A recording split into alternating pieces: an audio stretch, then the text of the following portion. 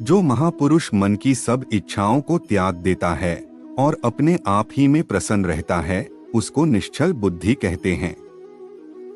जो विद्वान होते हैं वो न तो जीवन के लिए और न ही मृत के लिए शोक करते हैं। हे अर्जुन, जो जीवन के मूल्य को जानता हो, इससे उच्चलोक की नहीं अपितु अपयश प्राप्ति होती है।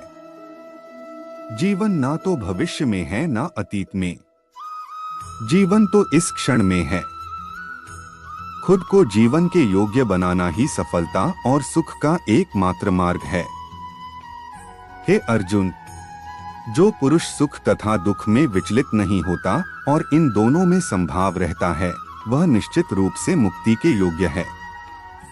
जिस प्रकार मनुष्य पुराने कपड़ों को त्याग कर नए कपड़े धारण करता है, उसी प्रकार आत्मा पुराने तथा व्यर्थ के शरीरों को त्याग कर नया भौतिक शरीर धारण करता है। हे अर्जुन, तुम्हारे तथा मेरे अनेक जन्म हो चुके हैं। मुझे तो वो सब जन्म याद है, लेकिन तुम्हें नहीं। जो कर्म को फल के लिए करता है, वास्तव में ना उसे फल मिलता है, ना ही वो कर्म है। कर्म करो, फल की चिंता मत करो।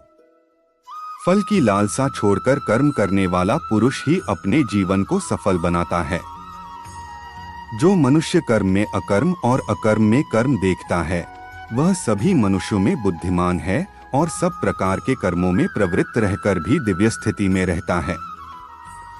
गुरु दीक्षा बिना प्राणी के सब कर्म निष्फल होते हैं।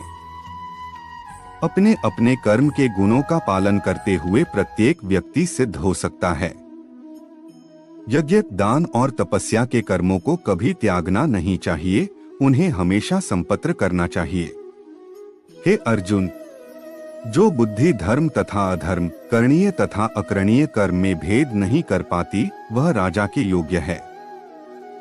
जो पुरुष न तो कर्मफल की इच्छा करता है और न कर्मफलों से घृणा करता है, वह सन्यासी जाना जाता है।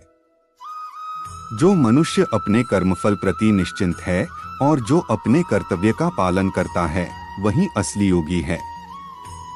मनुष्य जो चाहे बन सकता है, अगर वह विश्वास के साथ इच्छित वस्तु पर लगातार चिंतन करें तो।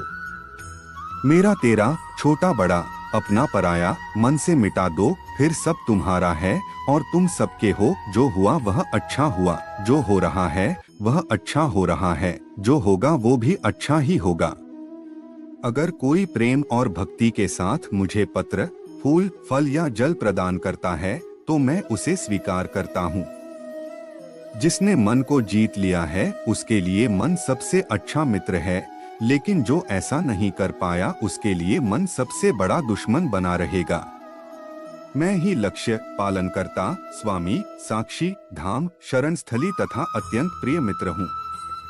मैं सृष्टि तथा ब्रह्मांड, सबका आधार, आश्रय तथा अविनाशी बीज भी हूँ। जब भी और जहाँ भी अधर्म बढ़ेगा, तब मैं धर्म की स्थापना हेतु अवतार लेता रहूंगा। भक्तों का उद्धार करने, दुष्टों का विनाश करने तथा धर्म की फिर से स्थापना करने के लिए मैं हर युग में प्रकट होता हूँ। जो लोग निरंतर भाव से मेरी पूजा करते हैं, उनकी जो आवश्यकताएं होती है, उन्हें मैं पूरा करता हूँ और जो कुछ उनके पास है, उसकी रक्षा करता हूँ। हे अर्जुन, मैं वह काम हूँ जो धर्म के विरुद्ध नहीं है। हे अर्जुन, जो मेरे आविर्भाव के सत्य को समझ लेता है, वह इस शरीर को छोड़ने पर इस भौतिक संसार में पुनर्जन्म नहीं लेता, अपितु मेरे धाम को प्राप्त होता है। हे पार्थ, जिस भाव से सारे लोग मेरी शरण ग्रहण करते हैं, उसी के अनुरूप मैं उन्हें फल देता हूँ। हे अर्जुन, धन और स्त्री सब नाश रूप है, मेरी भक्ति का नाश नहीं है।